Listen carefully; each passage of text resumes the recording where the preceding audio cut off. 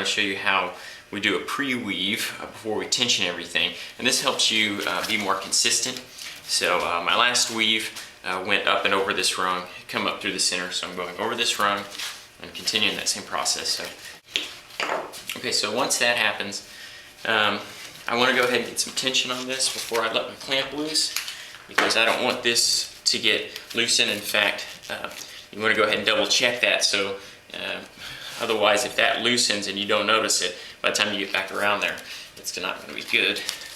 So anyway, go ahead and push this down, and then so whenever I cross over, it creases it nice and evenly. And I want both of those pieces of cord to kind of press into each other about halfway. They have to crease, they have to make an indentation, because really in this space I'm occupying one cord width, so I have to press it into each other in order for those to evenly come out at the same rate that I'm coming away from this back post, if that makes any sense. I want this to stay square. If not, if I don't press that in hard enough, this corner will begin to build out further than it will over here, and I'll have an angle. It'll go like this, and my center will fill in before this closes up. So I have to watch that as I go along. So again, keep the tension, and I have my gloves on here that have a coating on them so that the cord doesn't slip. And it doesn't really slip with your hands, but after you weave a few chairs, your hands are going to be really beat up. So this is a better thing to do than just even wearing leather gloves. I used to do leather gloves, but leather is real bad about slipping, and you just strain a lot to keep the cord held tight. These work good. So as you see, I'm trying to make sure every one of these corners is perfect as I go along, because if I don't make it perfect, I can't go back and fix it. So you can see, I know you can't weave perfectly, but if you see some little cords that aren't perfectly in line here, you cannot go back and fix them. If you go start pushing on any of these little things that aren't right to try to make it look better, you're just going to transfer that tension somewhere else. Basically, the cord's going to loosen, and your wrap's going to get really bad looking. Also, something important to do as you go along is, I try to reach back here and kind of feel. Make sure that my cord didn't accidentally cross over another cord, because if it's crossed over back up here again, if I try to pop that over to fix it, it's going to loosen something and it'll mess something up. So the only way you can really fix it is undo your cord all the way back up to that point, and it's very disappointing if you have to do that.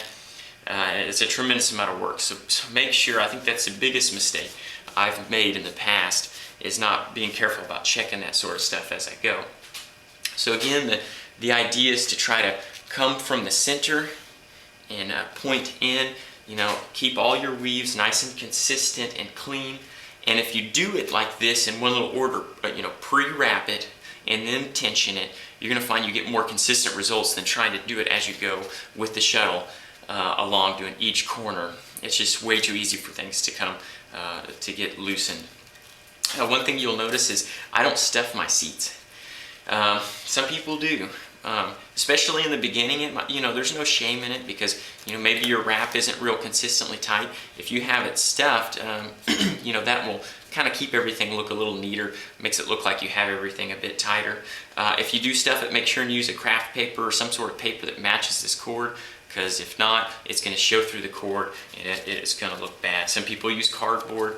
Again, I don't really like the way that it looks. I just do it this way, and once you learn how to weave consistently with good tension and you get a little practice under your belt, you don't need to.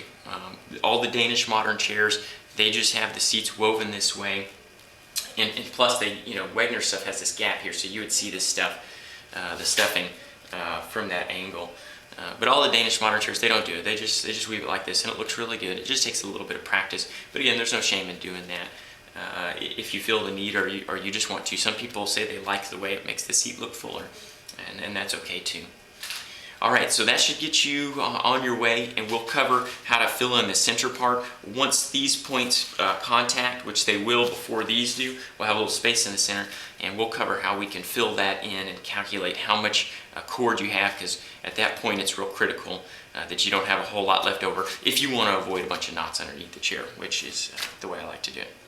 Okay, so this is where we need to transition from moving from doing the full pattern to considering how we need to transition from that to doing the center. Basically, you're going to stop doing your full pattern on all corners when these points come all together. As you can see, I'm actually working on this side, but this side still has a little bit of a gap. So what I'm going to do is I'm going to do one more wrap around here to bring me back over on this side, and then I'm going to work to fill in that corner. So let's do that real quick here.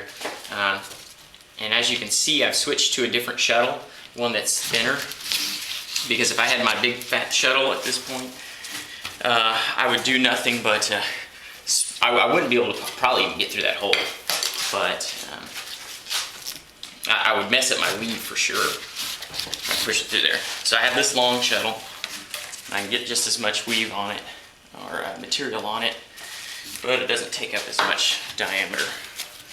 Okay. So whenever I come across here, it's going to be kind of difficult. It's not really going to want to fill that space because I don't have much room. If I want to cross over and I want to fall right between that, I'm going to follow this line over, and instead of trying to spread all this back and forth, I'm just going to pull down on my cord, and it should shift everything over. Yeah. And of course, make sure it does it on the bottom too, and there's nothing wrong in helping it. So I want to make sure it's pushing in between the corner underneath as well. Okay. And then I normally try not to clamp all the way across my weave, but in this instance I'm going to clamp it to hold it. I'm going to come back through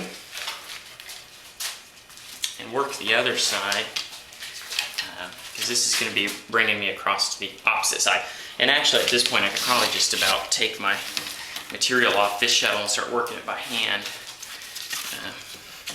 So as you can see, move the camera. See, this is going to come across to this side, and then I'm going to wrap that corner. I'll pause it there, and then I'll start us back up so you don't have to watch me doing all that.